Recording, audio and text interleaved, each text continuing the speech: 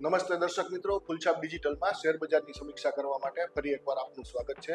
સૌથી પહેલા આપણે ગયા અઠવાડિયા માટે શું ધારેલું, ડબલ ડિકેનની થિયરી મુજબ આપણે માર્કેટમાં શું પ્રિડિક્શન કરેલું અને માર્કેટમાં શું થયું એની ચર્ચા કરીશું. પછી આ અઠવાડિયે હવે પછી શું થઈ શકે એમ છે એની વાત કરવી છે. તો લાસ્ટ વીક માટે આપણી ચર્ચા એવી હતી કે છેલ્લા 10-12 દિવસ 15 દિવસથી માર્કેટ એક પાતળી રેન્જમાં ફસાઈ ગઈ છે અને લાસ્ટ વીકમાં એનું રેન્જ કોઈ પણ એક બાજુ બ્રેકઆઉટ અથવા બ્રેકડાઉન આવે એવી આપણે સંભાવના અહીં વ્યક્ત કરેલી. માર્કેટે રેન્જ તોડી છે અને માર્કેટે છેલ્લા 2 દિવસમાં, ગયા અઠવાડિયાના છેલ્લા 2 દિવસમાં સારી એવી તેજી કરીને રેન્જ ઉપર બ્રેક કરી છે. હવે શું આ માર્કેટ અહીંયા ઉપર સસ્ટેન થશે, ત્યાંથી ઉપર તેજીની ચાલ પકડશે, એ આપણે હવે પછીની જે ચર્ચા કરશું આગળ કે માર્કેટમાં હવે શું થઈ શકે એમ છે ત્યારે વાત આવશે. અત્યારની આપણી ચર્ચા જે હતી કે 400 પોઈન્ટની રેન્જમાં માર્કેટ હતું અને માર્કેટ ત્યાંથી નીચે બ્રેકડાઉન આપે એવી સંભાવના આપણે ધારણા બાંધેલી. મજબૂત ધારણા આપણી એ હતી કે માર્કેટ કદાચ નીચે બ્રેકડાઉન આપશે, એના બદલે માર્કેટે બ્રેકઆઉટ આપેલું છે. તો આ સંજોગોમાં હવે પછી શું થશે? જ્યારે આપણે આ ધારણા બાંધેલી કે બ્રેકડાઉન આવશે ત્યારે આપણે ખાસ એ પણ નોંધેલું કે માર્કેટ ઇનડિસિસિવ છે, એ અનિર્ણાયક સ્થિતિમાં પહોંચી ગયેલી છે. એટલે ત્યારે સમય કરતાં આપણે ભાવને વધુ મહત્વ આપશું અને ભાવ જે તરફ ડાયરેક્શન દેખાડે એ દિશામાં માર્કેટમાં આપણે કોઈ પણ ટ્રેડ કરવો જોઈએ અથવા તો એ દિશાના ટ્રેડની આપણે શોધ કરવી જોઈએ. હવે આ માર્કેટે એક વખત ઉપર બ્રેકઆઉટ આપેલું છે અને આવું વારંવાર શેર બજારમાં આપણને કોઈ પણ ચાર્ટ ઉપર જોવા મળતું હોય છે કે માર્કેટ એક વખત બ્રેકઆઉટ આપે અને પછી ફેકઆઉટ સાબિત થાય.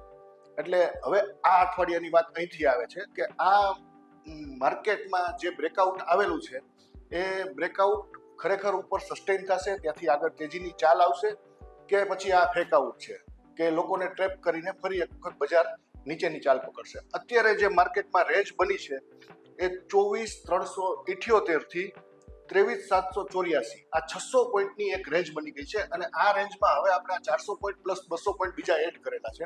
એટલે કે હવે માર્કેટની રેન્જ 600 પોઈન્ટની થઈ ગઈ છે અને એનો મિડ પોઈન્ટ એટલે કે 50% 24,000ની આડેગાળે આવે છે. એટલે માર્કેટમાં હવે પછી આપણે ભાવના આધારે કોઈ ધારણા બાંધવી હોય, ખાસ કરીને આ અઠવાડિયા માટે, તો 24,000ની ઉપર જ્યાં સુધી માર્કેટ રહેશે ત્યાં સુધી તેજીના ખેલાડીઓ જોર દેખાડશે અને જેવું 24,000ની નીચે માર્કેટ થોડું પણ સસ્ટેન થશે એટલે બજારમાં કદાચ મંદીના ખેલાડીઓ ફરીથી જોરમાં આવી જાય એવી સંભાવના છે. હવે આપણે આ ભાવની વાત કરી હતી, હવે આપણે ચર્ચા કરવી છે ટાઈમ સાયકલની.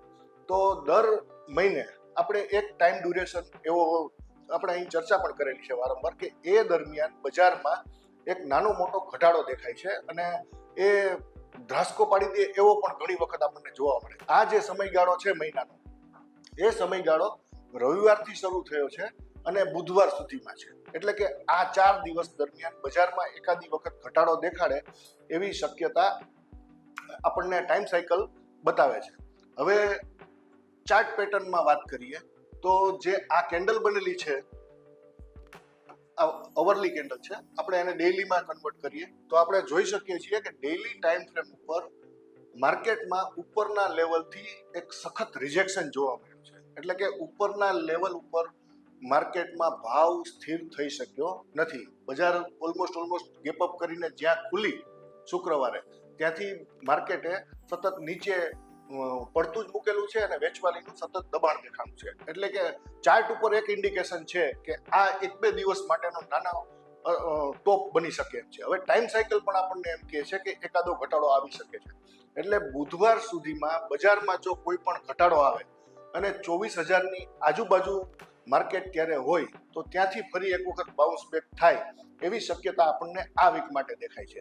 એટલે ભાવના આધારે અને સમયના આધારે, આ બંનેના આધારે જો આપણે આ અઠવાડિયાની, આજથી શરૂ થતા અઠવાડિયાની વાત કરીએ તો 24,000ના ભાવ પાસે માર્કેટને એક સપોર્ટ મળવાનો છે અને ઉપર માર્કેટ જ્યાં સુધી હવે 24,300ની ઉપર જ્યાં સુધી સસ્ટેન નહીં થાય ત્યાં સુધી કોઈ મોટી તેજી દેખાવાની નથી.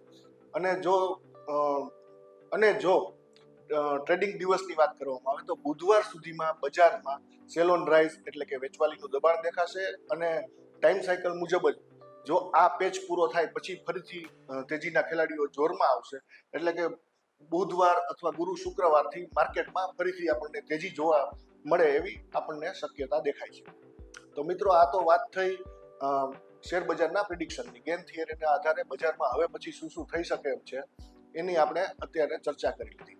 આપણે ગેમ થિયરીની જ્યારે વાત આવે છે ત્યારે આપણે વારંવાર એવી ચર્ચા કરીએ છીએ કે 45 ડિગ્રીના કોણ ઉપરનો ભાવ, 90 ડિગ્રીના કોણ ઉપરનો ભાવ. ઘણા બધા મિત્રો અને દર્શક મિત્રોને એવી ક્યુરિયોસિટી છે કે આ ભાવ કેવી રીતે નીકળે છે, એટલે કે કોઈ પણ ભાવ હોય એને ડિગ્રીમાં કેવી રીતે આપણે ગણી શકીએ.